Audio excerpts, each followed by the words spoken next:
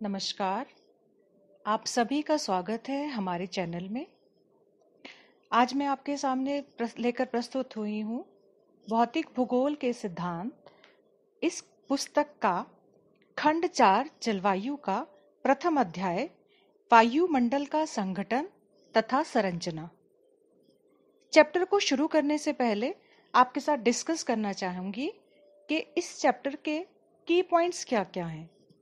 हम इस चैप्टर में पढ़ेंगे वायुमंडल के बारे में, वायुमंडल का महत्व, वायुमंडल का संगठन, वायुमंडल की संरचना और जलवायु व मौसम के बारे में भी। सबको पता है कि हमारे आसपास फैले हुए वायु के एक विशाल आवरण को, जो कि भूमि को चारों ओर से घेरे है, वायुमंडल कहते हैं। वायुमंडल हजारों किलोमीटर की ऊंचाई तक फैला हुआ है। इसकी ऊपरी सीमा सुनिश्चित नहीं है। यह बाद में अंतरिक्ष में विलीन हो जाता है। भूतल के निकट वायुमंडल की वायु घनी है और ऊंचाई बढ़ने के साथ साथ वायु विरल होती जाती है और अंत वाले संस्तर में तो वायु अत्यधिक विरल और हल्की होती है। देखिए, यही छोटी सी इसकी डेफिनेशन भी बनती है कि वायु का एक विशाल आवरण जो भूमि को चारों ओर से घेरे हुए है, वही वायुमंडल है। आइए अब इसके महत्व के बारे में हम बात करेंगे। वायुमंडल मानव के लिए बहुत ही महत्वपूर्ण है। वायुमंडल की महत्ता को बहुत से तथ्य सिद्ध करते हैं। सबसे प्रथम हम बात करेंगे जीवनदायिनी गैसें। वायुमंडल में मनुष्य के लिए ऑक्सीजन तथा जानवरों के लिए व पौधों के लिए कार्बन डाइऑक्साइड जैसी जीवनदायिनी गैस पाई जाती है। वायुमंडल एक विशाल चंदोवे का कार्य करता है। वायुमंडल दिन के समय सूर्य की पूर्ण शक्ति से हमें बचाता है, वहीं रात को भूतल से ऊष्मा के अत्यधिक विकिरण को भी रोकता है। नंबर 3 लिखिए, कांच घर प्रभाव। वायुमंडल कांच घर में लगे कांच की भांति लघुतरंगी सौर विकिरण को पृथ्वी के धरातल पर आने से रोकता है और लंबी तरंगों को बाहर जाने से। इसी कारण पृथ्वी पर 35 डिग्री सेल्सियस मध्यमान तापमान बनाए रखता है। इसके अतिरिक्त हानिकारक किरणों से सुरक्षा। वायुमंडल में उपस्थित ओजोन गैस, जो कि तृण आणविक गैस है, जिसे कि O3 भी कहा जाता है, सूर्य से आने वाली पराबैंगनी किरणों से हमारी सुरक्षा करती है, जिससे हमें त्वचा संबंधी या त्वचा के कैंसर से भी बचाव होता है। इसके अतिरिक्त मौसम और जलवायु संबंधी घटनाएं। वायुमंडल में मौसम तथा जलवायु संबंधी सभी घटनाएं, जैसे बादलों का बनना, वर्षा, वाष्पीकरण, संघनन, सब के सब वायुमंडल में ही घटित होते हैं। साथ साथ वायुमंडल उल्का से हमारी रक्षा भी करता है। जब कभी कोई उल्का टूटकर वायुमंडल में पहुंचती है तो वो उसे शीघ्र अतिशीघ्र ठंडा करता है, साथ साथ वो उसको विकर्ण करके, उसके टुकड़े करके उसे पृथ्वी पर गिरने से पहले ही शांत कर देता है। वायुमंडल में पाई जाने वाली रेडियो एक्टिव तरंगों के कारण ही हम रेडियो तथा दूरदर्शन देख पाते हैं। साथ साथ जितने भी हम कम्युनिकेशन के साधनों का इस्तेमाल करते हैं, फिर चाहे वो टेलीफोन, मोबाइल्स, रेडियो क्यों ना हो, ये सब के सब इन्हीं तरंगों के कारण चलते हैं। और अंत में, ज्यादा नहीं, तीव्रगामी वायुयानों को उड़ाने के लिए भी वायुमंडल हमें वायु मार्ग प्रदान करता है। वायुमंडल में तेज वेग वाले यातायात एक स्थान से दूसरे स्थान पर शीघ्र पहुंचा देते हैं। ये था वायुमंडल का महत्व। लीजिए, अब हम वायुमंडल के संगठन के बारे में बात करते हैं। वायुमंडल के संगठन को इंग्लिश में कंपोजिशन कहते हैं। कंपोजिशन से हमारा अभिप्राय है वायुमंडल किन किन चीजों से बना है। वायुमंडल की रचना अनेक गैसों से हुई है जो कि एक दूसरे से स्वतंत्र रूप से कार्य करती हैं। वायु में nitrogen, oxygen, argon, carbon dioxide इत्यादि गैसें विद्यमान हैं। नाइट्रोजन की मात्रा जहां 78% है, वहीं ऑक्सीजन 21% है। बाकी सभी गैसें जैसे हाइड्रोजन, हीलियम तथा ओजोन इत्यादि हैं। वायु का निर्माण 4 प्रधान गैसों की आयतन तथा भार के अनुसार वायुमंडल में प्रतिशत मात्रा को प्रदर्शित करता है। देखिए, डायग्राम की तरफ ध्यान दीजिए।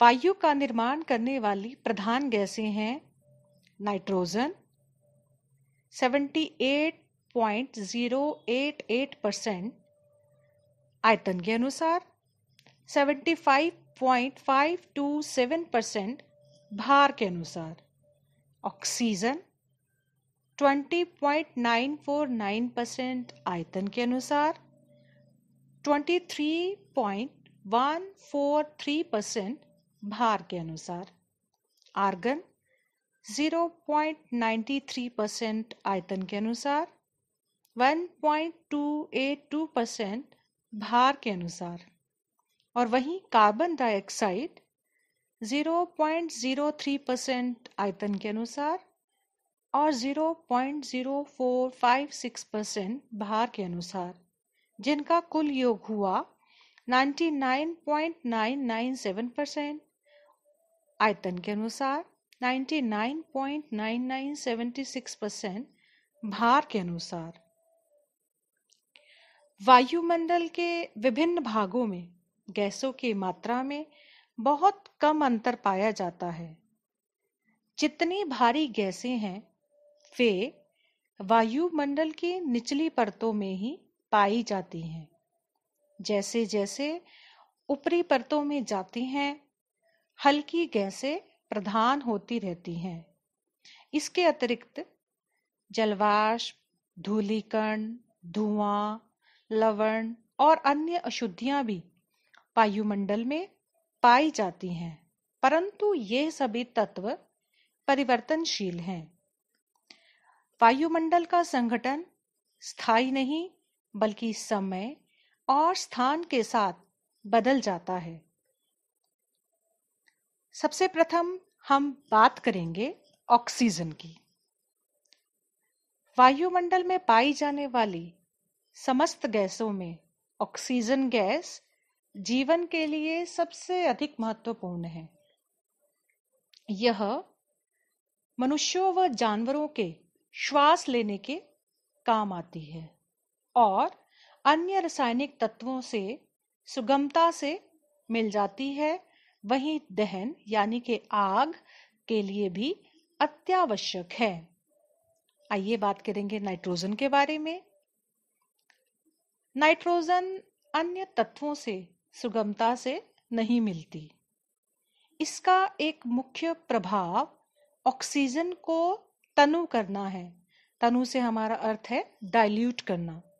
इस प्रकार दहन और ऑक्सीजन को नियमित करती है।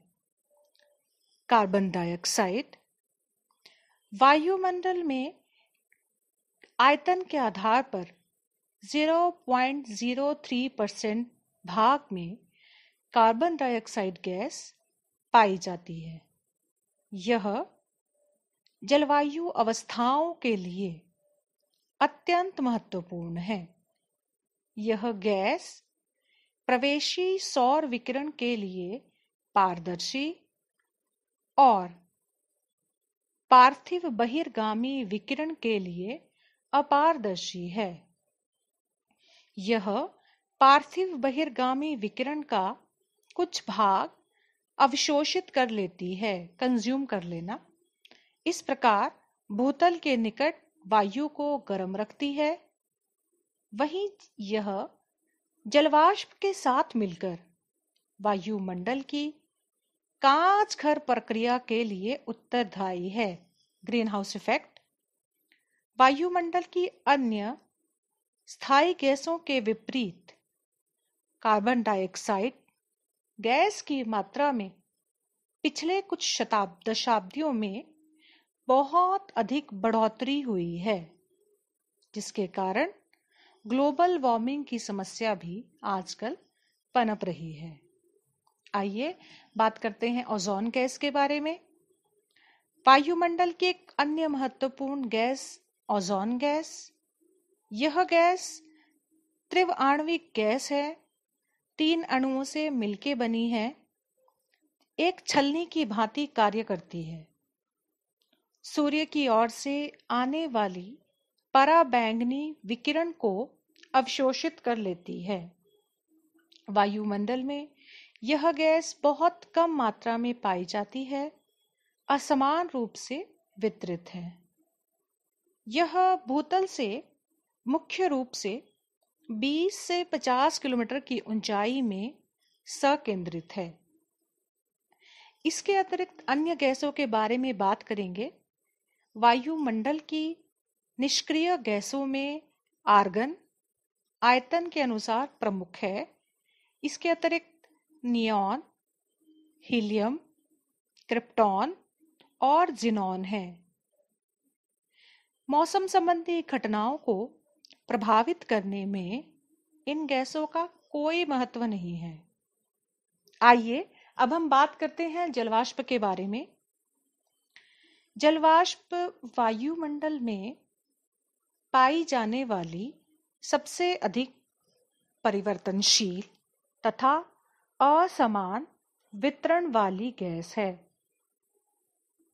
वायु में इसका अनुपात सूक्ष्म मात्रा से लेकर अत्यधिक आर्द्र अवस्थाओं में अधिकाधिक 4% होता है। यह गैस वायुमंडल की निचली परतों में अत्यधिक पाई जाती है और ऊंचाई बढ़ने के साथ साथ इसकी मात्रा कम होती चली जाती है। फलस्वरूप वायुमंडल की लगभग आधी जलवाष्प 2 किलोमीटर की ऊंचाई तक ही पाई जाती है। वहीं भूमध्य रेखा से ध्रुवों की ओर जाने पर भी कम होती जाती है। जलवाष्प सौर विकिरण को अवशोषित कर भूतल तक पहुंचने वाली इसकी मात्रा को कम कर देता है। वहीं पार्थिव विकिरण को भी सुरक्षित रखता है। अतः यह कंबल की भांति कार्य करता है, जो कि ना तो दिन में पृथ्वी को अत्यधिक गर्म होने देता है और ना ही रात में अत्यधिक ठंडा। जलवाष्प के कारण ही ओस, कुहासा, कोहरा, बादल बनना, वर्षा, ओले तथा हिम गिरती है। वहीं इंद्रधनुष तथा प्रभामंडल के मनोहारी दृश्य भी वायुमंडल में जलवाष्प की उपस्थिति के कारण ही विकसित होते हैं। जल एक ऐसा पदार्थ है जो भूतल पर 3 अवस्थाओं में यानी कि ठोस, द्रव्य और गैस पाया जाता है। जल जब भी कभी एक अवस्था से दूसरी अवस्था में बदलता है तब या तो ऊष्मा ग्रहण करता है या ऊष्मा का त्याग करता है और इसी ऊष्मा को गुप्त ऊष्मा कहते हैं। आई रिपीट, जल जब कभी एक अवस्था से दूसरी अवस्था में बदलता है या ऊष्मा ग्रहण करता है या ऊष्मा का त्याग करता है तो उसे गुप्त ऊष्मा कहते हैं। पवनें इस ऊष्मा को जलवाष्प के साथ एक स्थान से दूसरे स्थान पर ले जाती हैं। संघनन और वृष्टि की प्रक्रिया में यह गुप्त ऊष्मा निकल जाती है। गुप्त ऊष्मा के निकलने से वायु में संतुलन और असंतुलन की दशाएं विकसित होती हैं, जिससे बादलों में विद्युत प्रकाश यानी कि बिजली, घन गर्जन, थंडरस्टॉर्म्स, उष्णकटिबंधीय चक्रवात तथा तड़ित झंझावात जैसी प्रचंड मौसमी घटनाएं उत्पन्न होती है। और वायुमंडल संगठन की अंतिम गैस या अंतिम तत्व जो कि है धूलिकण। आइए धूलिकण के बारे में बात करते हैं। गतिशील वायुमंडल में सूक्ष्म धूलिकणों की एक विशाल मात्रा पाई जाती है। धूलकणों के अनेक स्रोत हैं, जैसे शुष्क मिट्टी के कण, धुआं, महासागरीय फुहारों से प्राप्त लवण, जीवाणु, बीज एवं बीजाणु, ज्वालामुखी राख तथा उल्का धूलि। धूलिकण अधिकतर वायुमंडल की निचली परतों में पाए जाते हैं। यद्यपि संवहन धाराएं इन्हें वायुमंडल के ऊंचे भागों में भी ले जाती हैं।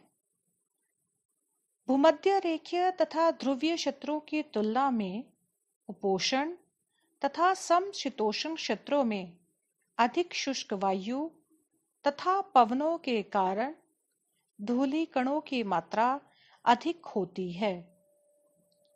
धूलिकण प्रवेशी सौर विकिरण का कुछ भाग अवशोषित कर लेते हैं और परावर्तन, रिफ्लेक्शन तथा प्रकीर्णन, स्कैटरिंग के अभिकर्ता भी हैं।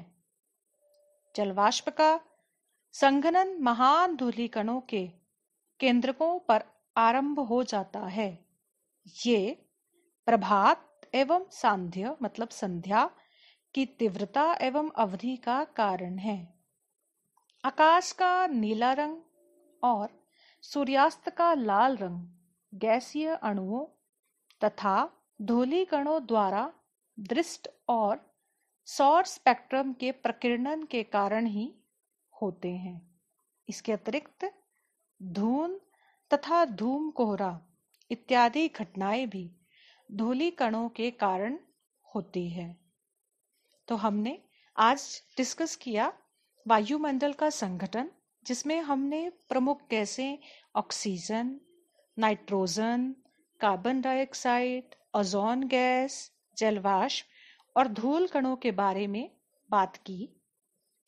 वायुमंडल के संगठन को हम पाई डायग्राम के द्वारा आसानी से प्रदर्शित कर सकते हैं, जिसमें हम एक तरफ नाइट्रोजन और ऑक्सीजन को दिखाएंगे जो कि 78% और 21% है, और बचे हुए धूलकण, अन्य गैसें और जलवाष्प को 1% के माध्यम से हम आसानी से दर्शा सकते हैं।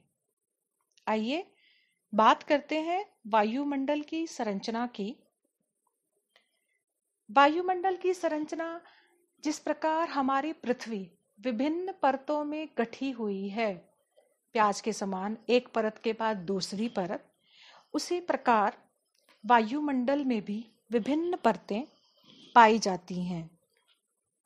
भूतल पर वायु सबसे अधिक घनी है और ऊपर जाते जाते तीव्र गति के साथ सूक्ष्म होती चली जाती है। विभिन्न विशेषताओं के आधार पर वायुमंडल को निम्नलिखित 5 परतों में बांटा जा सकता है। प्रथम शोभमंडल, समतापमंडल, मध्यमंडल, आयनमंडल, अंतिम बहिर्मंडल या बाह्य मंडल। इसके बारे में बताने से पूर्व हम इसका डायग्राम जो है साथ साथ बनाते चलेंगे, क्योंकि इसके डायग्राम से आपको वायुमंडल की संरचना, जो कि इसका स्ट्रक्चर है, वो समझना बहुत ही आसान लगेगा। तो आइए डायग्राम बनाना शुरू करते हैं। भूतल की एक लाइन खींचेंगे और वहां से हम 2 लाइनें आकाश की तरफ को ड्रॉ करेंगे और हम 0 किलोमीटर से डिस्कस करना शुरू करेंगे। सबसे प्रथम परत शोभमंडल वायुमंडल की सबसे निचली परत है, भूतल के सबसे निकट है और इस परत की भूतल से मध्यमान ऊंचाई लगभग 12 किलोमीटर है। यह परत डायग्राम में देखिए, ध्रुवों पर लगभग 8 किलोमीटर और भूमध्य रेखा पर 18 किलोमीटर की ऊंचाई तक विस्तृत है। भूमध्य रेखा पर इसकी ऊंचाई अधिक होने के कारण यहाँ संवहन धाराओं के विकास के कारण ऊष्मा अधिक ऊंचाई तक संचारित हो जाती है। इस परत में प्रत्येक 165 मीटर की ऊंचाई पर, आई रिपीट, प्रत्येक 165 मीटर की ऊंचाई पर लगभग 1 डिग्री सेल्सियस तापमान घटता जाता है और इसे तापमान की सामान्य ह्रास दर, नॉर्मल लैप्स रेट कहते हैं। पृथ्वी के लगभग 90% बाष्पकण तथा धूल कण इस परत में पाए जाते हैं। विभिन्न जलवायु तथा मौसम संबंधी घटनाएं जैसे आंधी, तूफान, गर्जन, बादल, चक्रवात तथा वृष्टि इत्यादि इसी परत में घटती हैं। इसीलिए यह परत वायुमंडल की सबसे महत्वपूर्ण परत मानी जाती है। डायग्राम की तरफ ध्यान दीजिए। उसके बाद शोभ सीमा। शोभ मंडल की ऊपरी सीमा को शोभ सीमा कहते हैं। ऊंचाई के साथ तापमान कम होने के क्रम की अंतिम सीमा को ही शोभ सीमा कहते हैं। शोभ मंडल की संवहन धाराएं यहाँ बंद हो जाती हैं।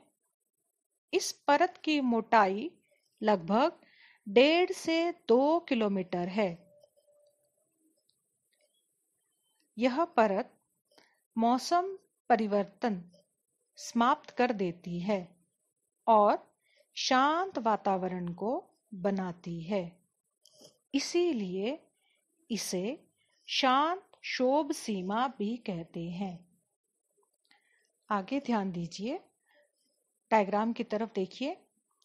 50 किलोमीटर से 80 किलोमीटर तक, 20 से 50 किलोमीटर तक समताप मंडल।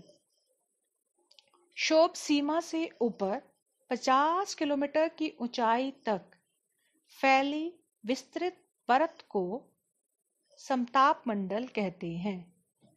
इसकी मोटाई भूमध्य रेखा पर कम और ध्रुवों पर अधिक होती है।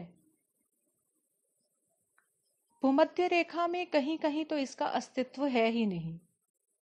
इस परत के निचले भाग में लगभग 20 किलोमीटर की ऊंचाई तक तापमान समान रहता है।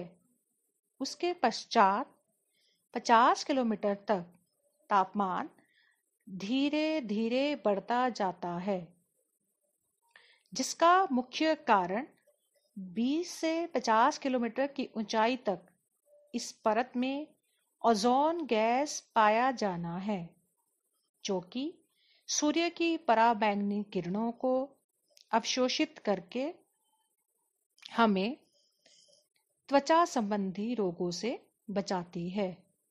इस परत में बादल लगभग होते ही नहीं और धूलकण और जलवाष्प भी बहुत कम होते हैं।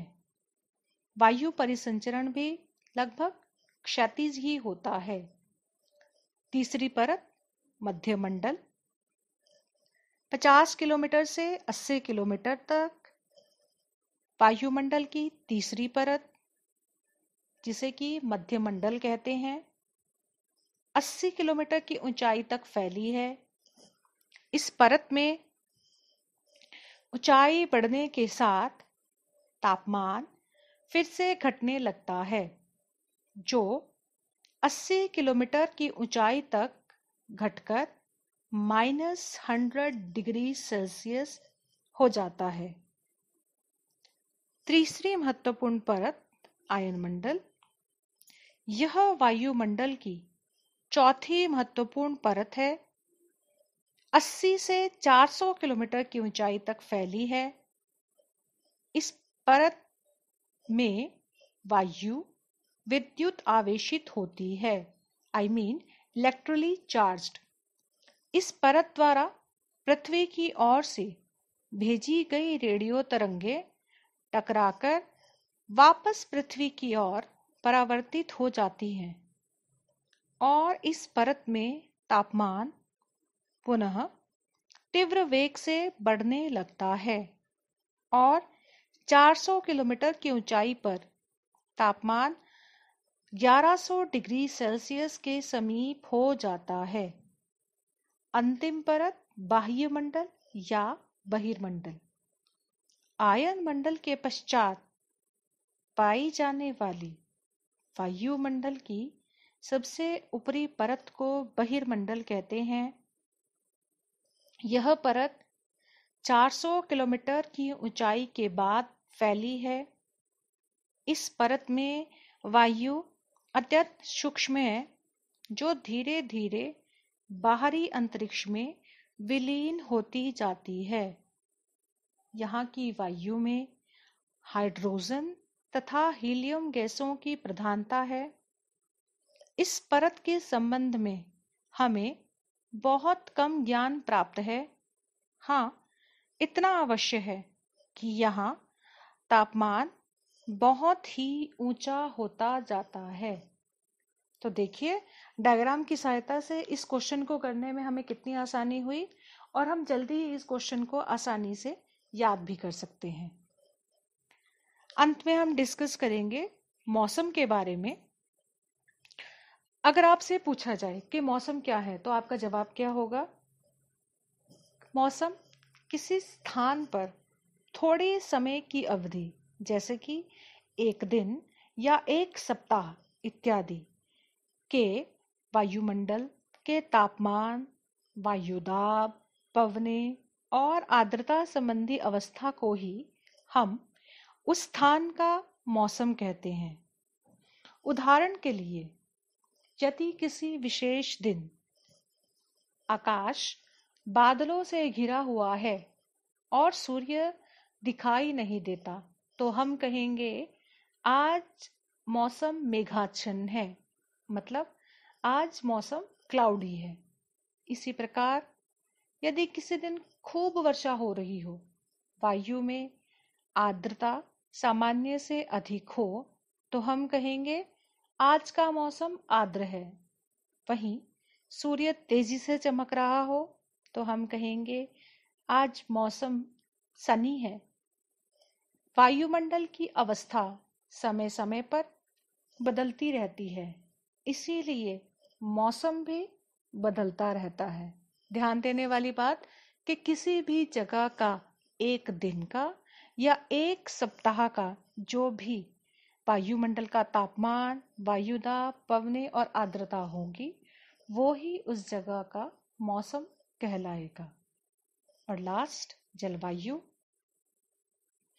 किसी विशाल क्षेत्र में एक लंबे समय से, जैसे कि 10 साल, 30 साल तक की वायुमंडल की तापमान, वायुदाब, पवनें और आर्द्रता संबंधी अवस्था या उसके मध्यमान के विचलन को ही उस स्थान की जलवायु कहते हैं। या यूं कहें, किसी स्थान के एक लंबे समय के मौसम का मध्यमान उस स्थान की जलवायु होता है। उदाहरण के लिए, शिमला एक ठंडा प्रदेश है क्योंकि पिछले कई सालों से वहां हर साल बर्फ गिरती है। अगर किसी महीने तेज सूर्य निकल भी जाए तब भी हम उसे गर्म जलवायु या उष्ण जलवायु वाला क्षेत्र नहीं कहेंगे, क्योंकि पिछले 10 सालों या 30 सालों की स्टडी के अनुसार वो एक ठंडा प्रदेश है।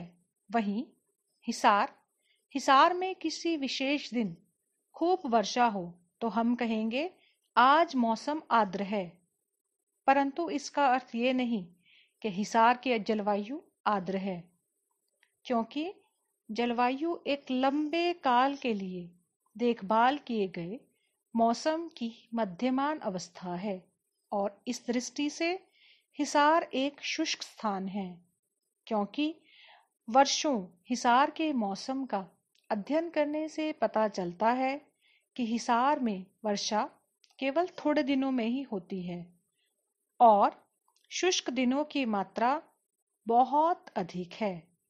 इसीलिए किसी विशेष दिन हिसार का मौसम आर्द्र हो सकता है, परंतु हिसार की जलवायु शुष्क है। वहीं यदि हम सिंगापुर की बात करें, सिंगापुर में किसी विशेष दिन सूर्य तेजी से चमक रहा हो और वायु में आर्द्रता भी सामान्य से कम हो तो हम कहेंगे उस दिन सिंगापुर का मौसम शुष्क है। परंतु सिंगापुर में सारा वर्ष खूब वर्षा होती है और गर्मी भी सारा वर्ष पर्याप्त होती है, इसीलिए सिंगापुर की जलवायु उष्ण तथा आर्द्र है। तो यही था डिफरेंस मौसम और जलवायु में भी। किसी भी जगह की एक दिन की अवस्था या एक सप्ताह की अवस्था को हम मौसम कहेंगे, वहीं किसी भी विशाल क्षेत्र पर एक लंबा समय जैसे 10, 30 या 40 सालों की वायुमंडल की घटनाओं, वायुदाब, पवनों इत्यादि की मध्यमान विचलन को हम उस स्थान की जलवायु कहेंगे। धन्यवाद।